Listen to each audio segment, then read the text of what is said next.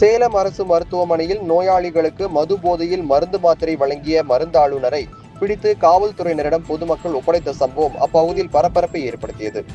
சேலம் மோகன் குமாரமங்கலம் அரசு மருத்துவக் கல்லூரி மருத்துவமனைக்கு சேலம் மாவட்டத்தில் இருந்து மட்டுமல்லாது நாமக்கல், தர்மபுரி, கிருஷ்ணகிரி போன்ற அண்டை மாநிலங்களிலிருந்தும் நாள்தோறும் 2000க்கும் மேற்பட்ட நோயாளிகள் வருகின்றனர்.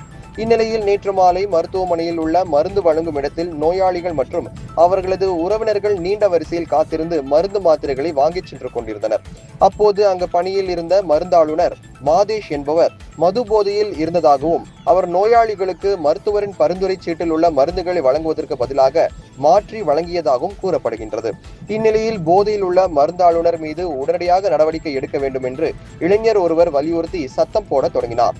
தகவல் அறிந்து வந்த மருத்துவமனை போலீசார் மருந்தாளுநர் மாதேஷ் மீது குடித்திருப்பதற்கான சான்றிதழ் பெற அவரை மருத்துவரிடம் அழைத்துச் சென்றனர். பின்னர் வேறு மருந்தாளுநர்கள் வரவழைக்கப்பட்டு நோயாளிகளுக்கு மருந்து மாத்திரைகள் வழங்கப்பட்டன.